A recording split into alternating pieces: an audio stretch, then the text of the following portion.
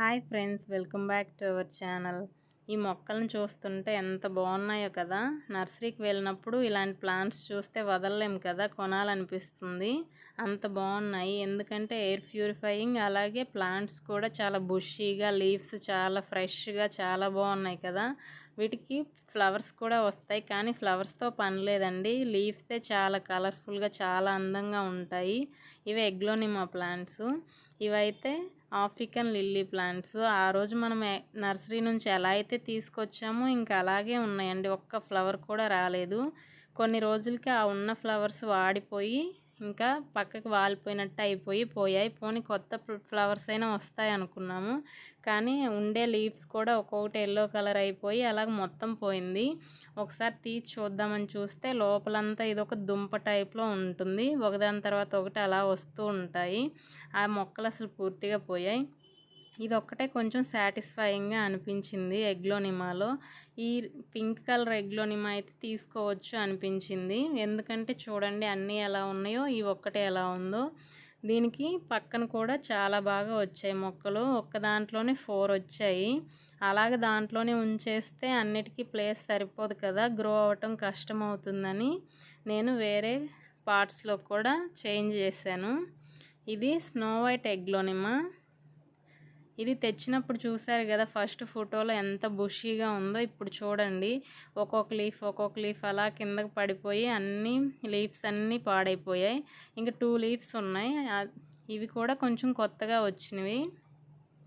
ఇంకా గ్రో అవుతుందో లేదో చూడాలి. మనం ఇంటి దగ్గర ఇలా ఇండోర్ ప్లాంట్స్ని అంతగా గ్రో చేయలేమనిపించింది. ఈ టైప్ వెరైటీ అయితే కొన్ని చాలా బాగా గ్రో అవుతాయి. ఎప్పుడు చూసినా అలాగే బుషీగా ఉంటాయి, కానీ ఇవి అలా లేవు. కాస్ట్ కూడా ఏం తక్కువ కాదు. బుషీగా ఉన్నాయి కాబట్టి 350 వరకు పడింది. అదే కొంచెం అప్పుడే వాళ్ళు గ్రో చేయడానికి వేరే పార్ట్స్లో పెట్టిన చిన్న చిన్న ప్లాంట్స్ అయితే 150 నుంచే ఉంటాయి. ఇవి తీసుకోవటమే కొంచెం పెద్ద ప్లాంట్స్, బాగుండేవే తీసుకున్నారు మా హస్బెండ్. అందుకని 350 కాస్ట్ పడింది.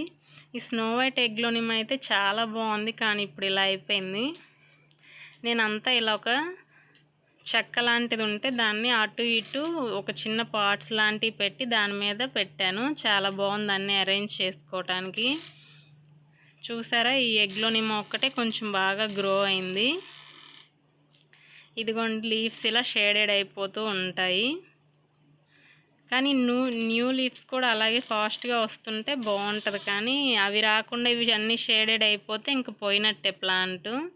ఏదో 1, 2 ఉంటాయి. మనం ఎప్పుడుకో దాన్ని బుషీగా చూడగలం. మళ్ళీ ఇంకా పూర్తిగా పాడైపోదులండి. కొన్నందుకు సాటిస్ఫాక్షన్ ఉంటుంది, కానీ ఎప్పుడుకో మళ్ళీ బాగా బుషీగా అవ్వాలంటే చాలా టైం పడుతుంది.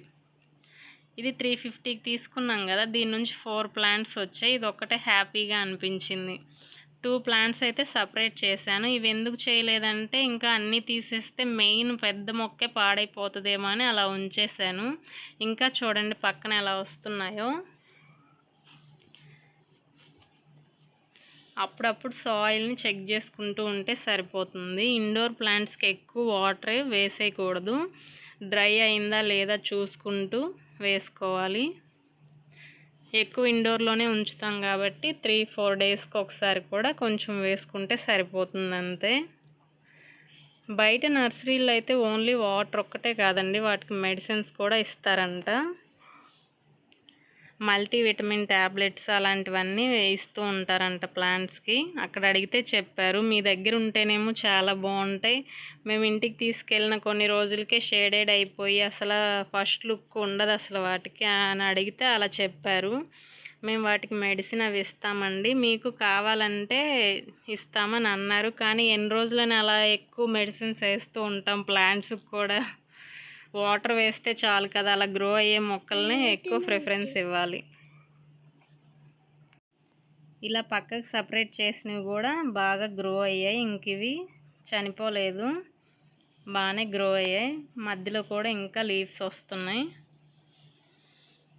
బయట నర్సరీస్లో అయితే సపరేట్ చేసేటప్పుడు వాటికి ఏదో పౌడర్ ఉంటుందండి రూట్స్ డెవలప్ అవ్వటానికి. ఆ పౌడర్లో డిప్ చేసి అప్పుడు సాయిల్లో పెడతారంట. అప్పుడు ఇంకా అసలు అది చనిపోవటం అనేది ఉండదు, ప్లాంట్ బాగా గ్రో అవుతుంది హెల్దీగా.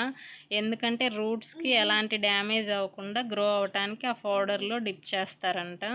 మనం మామూలుగా ఇంట్లో గ్రో చేసుకునేదైతే అలా తీసి పెట్టామంటే కిందన అప్పటికి వాటికి రూట్స్ అంతగా డెవలప్ అయ్యి ఉండవు కదా, అప్పుడు ఫంగస్ లాగా వచ్చి మొక్క మొత్తం కుళ్ళిపోయే ఛాన్స్ ఉంది.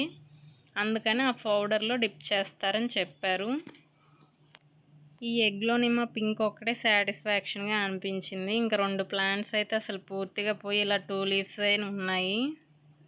ఇది గ్రో అవుద్ది, ఫ్యూచర్లో వీడియో పెడతాను. ఇది కూడా ఎగ్లోనిమా రెడ్ పింక్ కలర్లో ఉంటుంది. కొన్ని లీవ్స్ అయితే బాగా డార్క్గా వస్తాయి, కొన్ని ఇలా లైట్ షేడ్లో పింక్గా వస్తాయి. ఇది మనం స్టెమ్ అలా ఉంచేసాం కాబట్టి ఇంకా పక్కన కూడా రావట్లేదు. పైన కానీ ఒకసారి మనం చిన్నది విరిపేసామంటే పక్కన వస్తాయని అనిపిస్తుంది. చాలా వీడియోస్లో కూడా చూశాను. ఈసారి అలా ట్రై చేస్తాను, వస్తే మీకు షేర్ చేస్తాను. ఇలా పాట్ని అలా ఉంచేయకుండా కూడా అప్పుడప్పుడు ఇలా నీట్గా మట్టిని మొత్తం ఇలా తవ్వినట్టు చేస్తే వాటికి కూడా కొంచెం బాగుంటుంది. ఎప్పుడు అలా డ్రైగా ఉండిపోకుండా అలా చేసినా సరే మొక్క అయితే ఇలా ఉందిలేండి, అంత హెల్దీగా గ్రో అవ్వలేదు. కానీ అలా చేస్తూ ఉంటే మొక్కలకి బాగుంటుంది.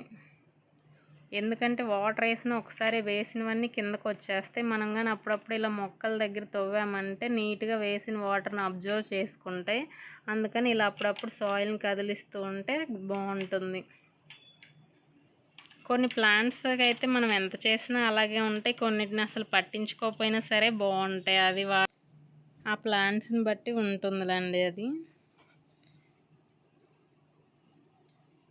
చూసారు కదా, ఈ పింక్ ఎగ్లోనిమా అయితే 2 పార్ట్స్లో పెట్టినవి 2 పార్ట్స్లో కూడా బాగా గ్రో అయింది. ఇలా 2-3 లీవ్స్ కూడా వచ్చాయి. ఇదిగోండి, ఇది కూడా అదే. ఇంకా ఇందులో 2 ఉన్నాయి, ఇంకా డిస్టర్బ్ చేయదలుచుకోలేదు. తర్వాత ఎప్పుడైనా బాగా ఎక్కువ రూట్స్ డెవలప్ అయినప్పుడు మొత్తం వేరే పార్ట్లోకి తీసి పెట్టుకుంటే బాగుంటుంది, ఇంకా కదిలించకుండా. ఇంకో పెద్ద పార్ట్లోకి చేంజ్ చేస్తే మొత్తం గ్రో అవి నీట్గా ఉంటుంది. నెక్స్ట్ అలా చేస్తాను ఇంక ఈ ప్లాంట్ని. ఈ చిన్నవైతే ఇంకొంచెం గ్రో అయ్యాక వేరే పార్ట్స్లో పెట్టుకుంటే బాగుంటాయి.